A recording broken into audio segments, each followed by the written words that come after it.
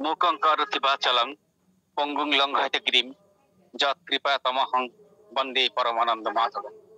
পরম দয়াল পরম প্রেমময় শ্রী শ্রী ঠাকুরের রাঙারাতুল চরণে ভক্তিপূর্ণ প্রণাম জানাই। পরমারাধ্যা জগৎ জননী শ্রী শ্রী বড়মা, পরম পূজ্যপাদ শ্রী শ্রী বড়দাস এবং পরম পূজ্যপাদ শ্রী শ্রী আচার্যদেব এবং গুরু পরিবারের সকলের চরণে ভক্তিপূর্ণ প্রণাম জানাই। আজকের তেলিয়ামুড়া এই সৎসঙ্গ কেন্দ্রের আয়োজনে এই ভার্চুয়াল সৎসঙ্গে উপস্থিত পরম দয়ালের পবিত্র পাঞ্জাধারী ঋত্বিক দেবতা বৃন্দ, অন্যান্য শ্রদ্ধা পাঞ্জাধারী কর্মীবৃন্দ, ইষ্টপ্রাণ দাদা ও মায়েরা এবং আমাদের সকলের প্রিয় শ্রদ্ধেয় সঞ্চালক মহাশয় এবং সকলের যথাযোগ্য স্থানে ভক্তিপূর্ণ প্রণাম, জয় গুরু, শুভেচ্ছা জানাই।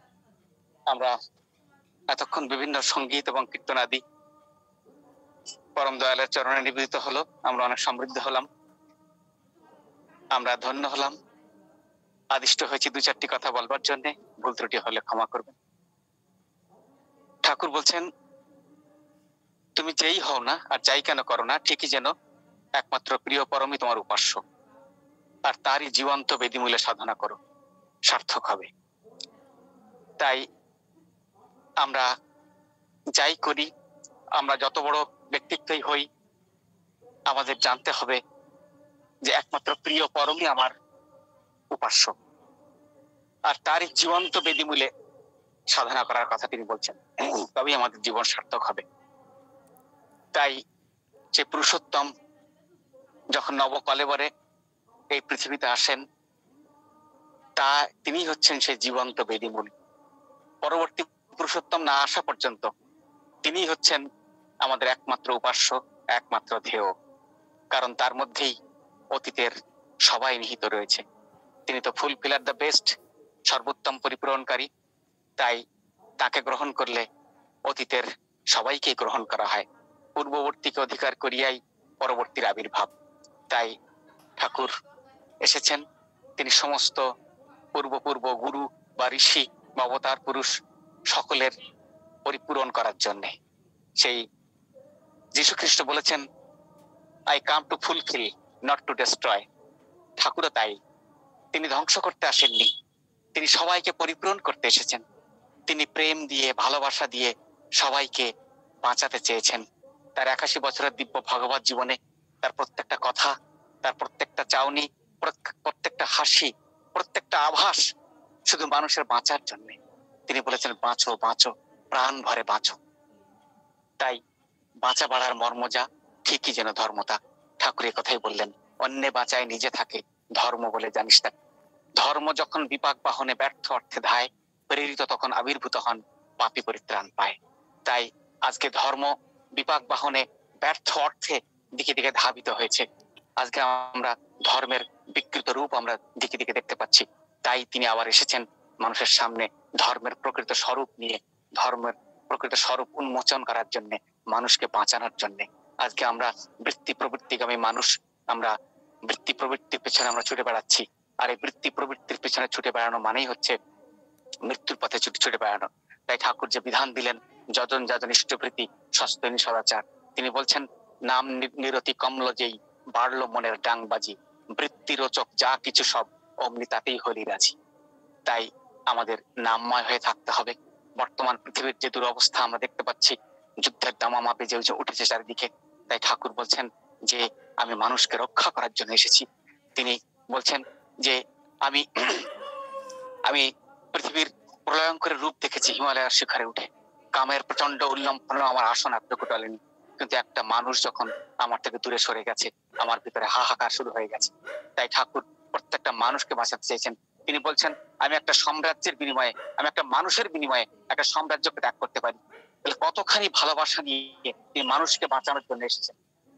তাই আমাদের বাঁচার জন্য যে বিধান তিনি দিলেন, এই বিধান পুঙ্খানুপুঙ্খ ভাবে আমাদের পরিপালন করার সময় এসেছে। তা না হলে আজকে ঠাকুর বলেছেন, যত দূর নজর যায় দিকে দিকে শুধু রক্তমুন্ডু, আর রক্ত আর রক্ত। ঠাকুর ভাববাণীতে বহু জায়গায় এ কথা বলেছেন। তো সেই দিন সামনে আসছে, সেই আলগা ভিতের উচ্চ প্রাসাদ সবই যাবে টুটে। তাই আমাদের সদা সর্বদা ইষ্ট কেন্দ্রিক হয়ে চলা, আচার্য কেন্দ্রিক হয়ে চলা। দীক্ষা নিয়ে শিক্ষা করিস, আচার্যকে করে সার, অনুশীলনী বোধ চয়নে জ্ঞানের সাগর হানা পার। তাই আমরা আচার্যের নীতি নির্দেশ, আচার্যের মানে ডাইরেক্ট নির্দেশ আমরা পরিপালন করব ঠাকুরকে মাথায় নিয়ে, তবেই দেখা যাবে আমরা রক্ষা পাবো, নইলে রক্ষা পাওয়ার আর কোনো রাস্তা নেই। সেই শ্রী দাদা তিনি কবিতা লিখেছিলেন, শেষের সেদিন ভয়ঙ্কর, ফাঁকি দিয়েই ঘুরিস ভাবে, প্রবঞ্চনায় ভুলিয়ে লোকে, কথার তোরে মাতিয়ে সবে, আত্মপ্রতিষ্ঠারই ঝোঁকে। তাই আমরা আত্মপ্রতিষ্ঠা না করে প্রকৃত আত্মপ্রতিষ্ঠা যদি করতে চাই, তাহলে তাকে প্রতিষ্ঠা করে এগিয়ে চলবো। তিনি যেভাবে ডিপি অর্থের জন্য প্রত্যেকটা কর্মীকে তিনি নীতি নির্দেশনা দিচ্ছেন, প্রত্যেককে অনুপ্রেরণা দিয়ে ফিল্ডে যেতে বলছেন, প্রত্যেকটা মানুষের কাছে যেতে বলছেন, প্রত্যেকটা মানুষকে ইষ্টকেন্দ্রিক করে তুলতে বলছেন, প্রত্যেকটা মানুষকে ইষ্টবৃত্তি পরায়ণ করে তুলতে চাইছেন। এর ভিতর দিয়েই আমাদের পরম মঙ্গল নিহিত রয়েছে। তাই আমরা বৃত্তি প্রবৃত্তির দিকে না ঝুঁকে আমরা ইষ্ট পথে চলবো। ঠাকুর বলছেন যে সেই স্ট্রিটস ডগ আর মাস্টার্স ডগ, দুই ধরনের কুকুর আছে। একটা হচ্ছে রাস্তার কুকুর, আর একটা হচ্ছে প্রভুর কুকুর। দেখবেন রাস্তার কুকুর সে কিন্তু ভীতু হয়, সে কিন্তু একটা তাড়া মারলেই পালিয়ে যায়। কিন্তু প্রভুর কুকুর সে হয় অত্যন্ত প্রশিক্ষিত, সে প্রভুকে ভালোবাসে এবং প্রভুর স্বার্থ সুরক্ষার জন্য সে সদা সর্বদা ব্যতিব্যস্ত হয়ে থাকে। সে হয় বিশ্বস্ত, আর রাস্তার কুকুর কিন্তু হয় বিশ্বাসঘাতক। আপনি রাস্তার কুকুরকে বাড়িতে এনে পুষবেন, দেখবেন চোর বা ডাকাত যদি বাড়িতে ঢোকে, তাকে একটা রুটি দিল খেতে, সে রুটি খেয়ে মুখ বন্ধ করে বসে থাকবে, সে কিন্তু আর ডাকবে না, সে বিশ্বাসঘাতকতা করবে। কিন্তু যে প্রভুর কুকুর, প্রকৃত প্রভুর কুকুর, সৎ বংশজাত, সে যে প্রকৃত প্রভুকে ভালোবাসে, সে কিন্তু সে খাবে না, সে কিন্তু প্রভুকে সতর্ক করার জন্য, প্রভুর স্বার্থ সুরক্ষা করার জন্য সে সর্বদা ডেকেই চলবে। তাই আমাদের যে রাস্তার কুকুর হয়ে থাকলে চলবে না, আমাদের প্রভুর কুকুর হয়ে আমাদের সদা সর্বদা প্রত্যেকটা মানুষকে সেই আমাদের প্রহরা দিতে হবে, প্রত্যেকটা মানুষকে জাগিয়ে তুলতে হবে, প্রত্যেকটা মানুষকে তার চরণে আনত করার চেষ্টা করতে হবে। তাই ঠাকুর বলছেন, আমি আমেরিকা বুঝি না, আমি রাশিয়া বুঝি না, আমি হিন্দুস্তান বুঝি না, পাকিস্তান বুঝি না, আমি হিন্দু বুঝি না, মুসলমান বুঝি না। প্রত্যেকটা মানুষকে তিনি সেই একে একায়িত করতে চেয়েছেন, প্রত্যেকটা মানুষকে বাঁচাতে চেয়েছেন। তাই আজকে আমরা ধর্মের বিকৃতি সাধন করে আমরা ধর্মান্তরিত করছি মানুষকে। আজকে হযরত মুহাম্মদ বেঁচে থাকলে এই ধর্মান্তকরণ তিনি করতে দিতেন না।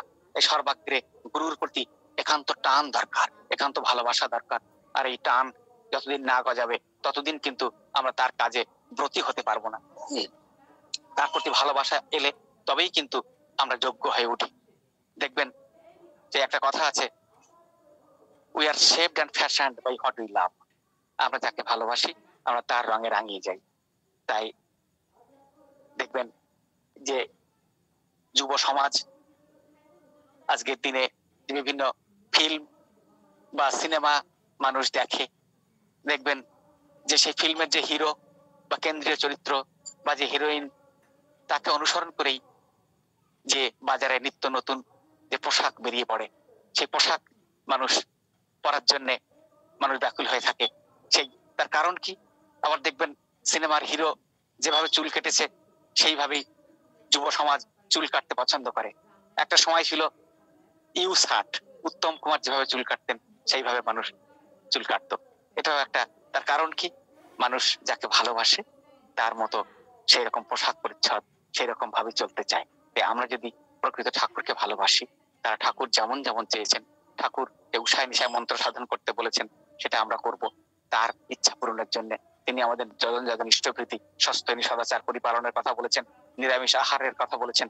এগুলো তখন গ্রহণ করা আমাদের পক্ষে সহজসাধ্য হবে, নইলে লোভ, বিভিন্ন দুষ্ট প্রবৃত্তি আমাদের ভুল পথে পরিচালিত করবে। তাই তার প্রতি টান জাগানো দরকার। তাই বলছেন যে নিষ্ঠা সহ নাম পুরায় মনস্কাম। আর এই নিষ্ঠা আসতে গেলে তাকে ভালোবাসতে হবে।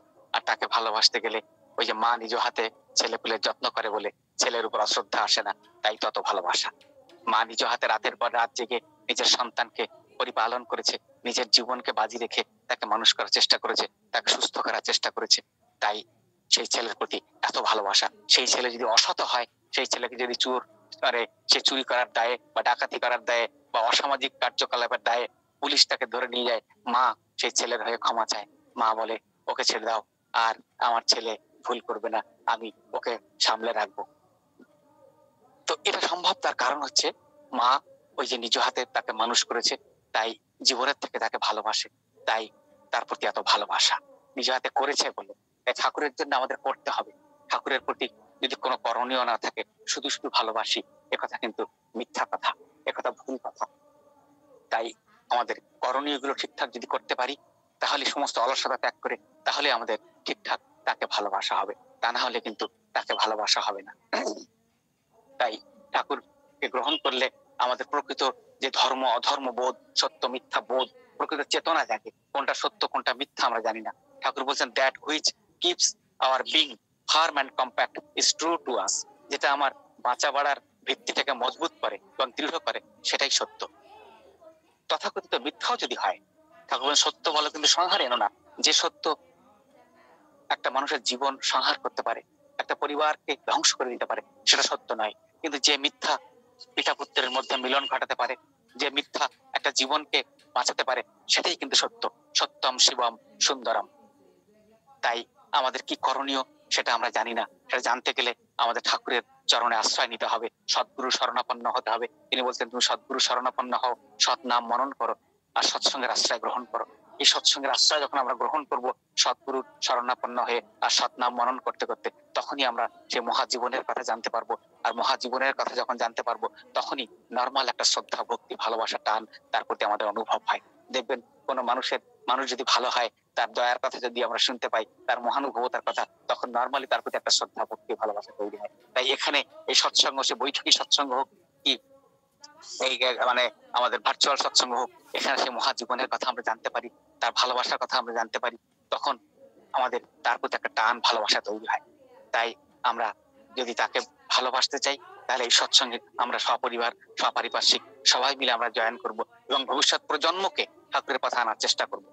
ঠাকুর বলছেন, তুমি আর সমুদ্রে হিমাচল দীক্ষা দিতে পারো, বক্তৃতা যা জনে গানে সকলকে উদ্বুদ্ধ করতে পারো, তোমার সমূহ সম্পদ আমার পদতলে ঢেলে দিতে পারো, আর যদি তোমার ভবিষ্যৎ প্রজন্মের মধ্যে আমাকে চারিয়ে রেখে না যেতে পারো মনি, তবে কিন্তু তুমি আমাকে ঠকালে।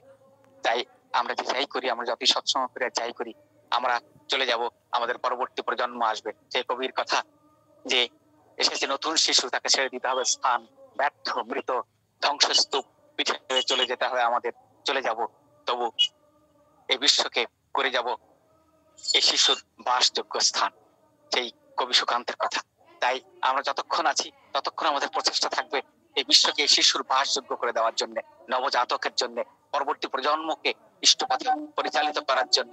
আমরা চলে গেলে আবার সৎসঙ্গকে মাথায় করে যেন আরেক প্রজন্ম চলতে পারে, ঠাকুরকে প্রতিষ্ঠা করে গোটা বিশ্বময় ঠাকুরকে ছড়িয়ে দিতে পারে, তবেই কিন্তু আমাদের জীবন ধন্য হবে। তাই কর্ম বিশ্বাসের অনুসরণ করে। আমরা কত জন্ম আমাদের অবিশ্বাস করে কেটে গেছে। ঠাকুর বলছেন, কত জন্ম তোদের অবিশ্বাস করে কেটে গেল, একটা জন্ম আমায় বিশ্বাস কর, আমায় দে, আমি তোদের সমস্ত পাপ তাপ থেকে মুক্ত করে দেবো। স্ত্রী হত্যা করে থাকিস, ব্রহ্ম হত্যা করে থাকিস, গো হত্যা করে থাকিস, মহা মহা পাপ করে থাকিস, একবার ভগবান ভগবান বলে ছুটে আয়, একবার হযরত মানে আল্লাহ আল্লাহ বলে ছুটে আয়, একবার জেসাজ জেসাজ বলে ছুটে আয়, সমস্ত পাপ তাপ আমার মাথায় চাপিয়ে দে, আমি ধুয়ে মুছে সাফ করে দেবো, নরকে স্বর্গ রাজ্য স্থাপন করবো। তাই শুধু তাকে বিশ্বাস করে এগিয়ে এসে তাকে